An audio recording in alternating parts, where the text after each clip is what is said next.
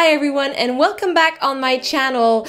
Last week on Instagram I asked you what you wanted me to talk about in my next witchy video and you guys answered tarot. So this is what we're gonna do. Now I wasn't too sure on how to tackle that topic since there's a lot to it. So I decided to just start with the beginning and dive into its history and what it is and where it came from. That's something I was really interested in but didn't know much about. But now I do and so will you.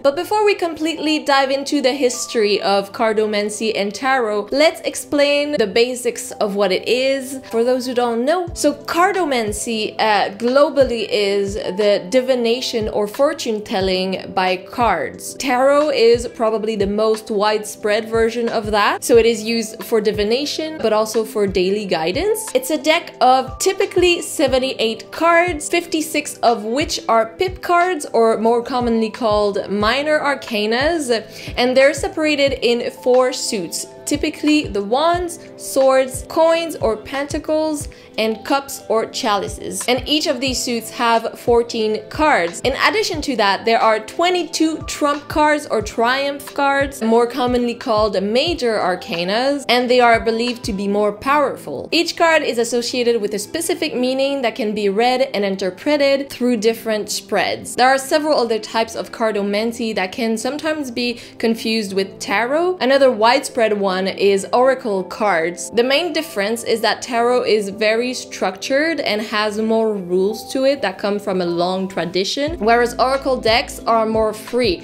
So tarot has such and such number of cards. Oracle cards can basically have any amount of cards from 10 to 100, any theme attached to it, and oracle cards give more insight on a larger situation, whereas tarot is a more detailed reading. Contrary to common belief, tarot cards were not used for divination at first, but as play cards. They were most likely brought into Western Europe from Egypt, who played with cards named Mamluk. This deck of cards consisted of 4 suits: coins, cups, swords, and polo sticks. And they each had 13 cards. The cards from 1 to 10, and then a king, a lieutenant, and second lieutenant. Each card had inscriptions of expressions on them about general truth and principles, some kind of proverbs. Some examples are: I will, as pearls on a string, be lifted in the hands of kings. Rejoice in the happiness that returns, as a bird that sings its joy.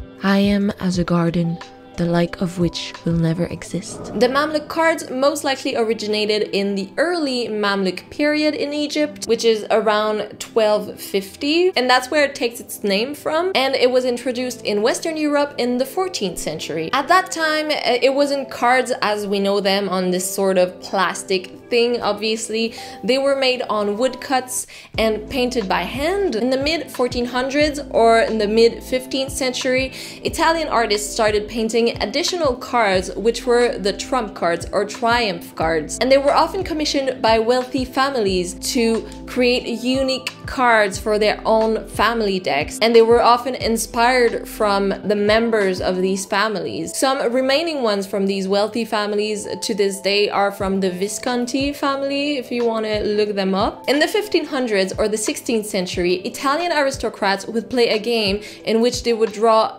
different cards each time and would use it as an inspiration to write poetic verses about the other players. The cards they would draw were named sortes, meaning destinies, and the game was named Tarocchi Appropriati. My Italian is on point. Which essentially really says tarot cards, appropriated tarot cards. I'm not Italian, but that's what Google said. Now, all of that history about play cards and their introduction into Europe is very fun, but when did tarot start actually being used for divination? It's not clear. There are many holes in history, but it potentially became popular around the late 16th century and the early 17th century, but it was a much simpler way than it is today. Nowadays, tarot is quite this complex thing. It was simpler back then.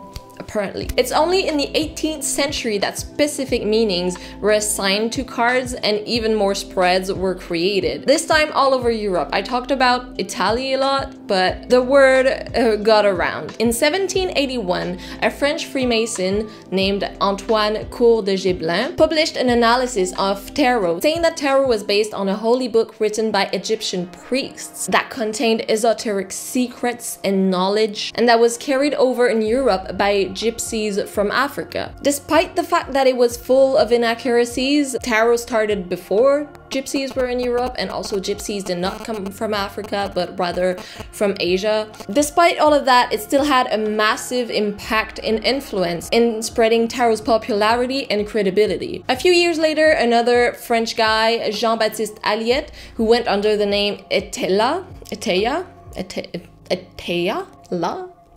he released the first deck specifically designed for divination only and not playing games, because before that the decks were made to kind of be able to do both. That deck is now commonly referred to as the Egyptian tarot, since it was sort of based on Gébelin's claims, but also Etella's, who stated that tarot originated with the Book of Thought, the infamous Book of Thought, which is a book that was allegedly owned and written by Thoth, the Egyptian god of writing and knowledge. Etela also claimed that he could read Egyptian hieroglyphic symbols on tarot cards, even though that was at the time when they couldn't be translated just yet. So again, a bit of inaccuracies, but these two guys really made a difference in how tarot was seen. They really added the esoteric, mystic kind of vibe to it. Over time, meanings of the cards and their representations changed, kind of going along with how societies evolved over time. An example of that is the Hermit card, which nowadays represents an old man holding a lantern, usually. But at some point in the past, he actually was holding an hourglass, and he was Kronos, or Saturn,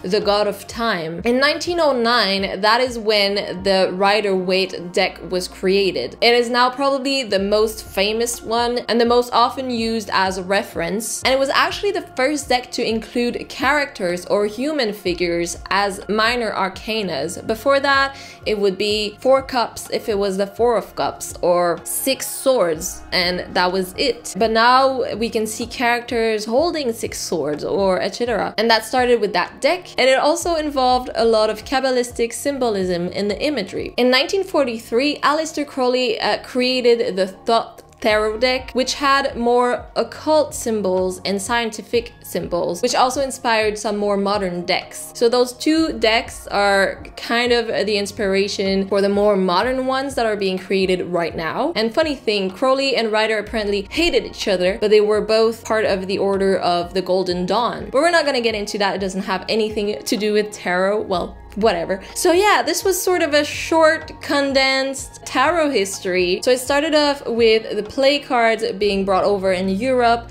and slowly but surely were used as a means for divination, along with sort of a game, and it sort of gained more wisdom throughout the years, throughout the centuries, should I say. But I think it's really interesting that from the 13th century to the 21st, there wasn't that much change to it, so to speak, in terms of the 4 suits that are still pretty much the same. Cups, swords, coins, and the polo sticks have been changed for wands, because nobody plays polo. So I guess this is the part that's the most ancient about it. I think it's really interesting that the Mamluk deck also had some writings and some sort of quotes and expressions on them, which can kind of be seen as insight and guidance if you were just to pull a card and read quotes like the ones that I mentioned earlier. Maybe it was made for that and then it got lost in translation when it was brought over in Europe, and then slowly gained it back over time because it was just natural to use them as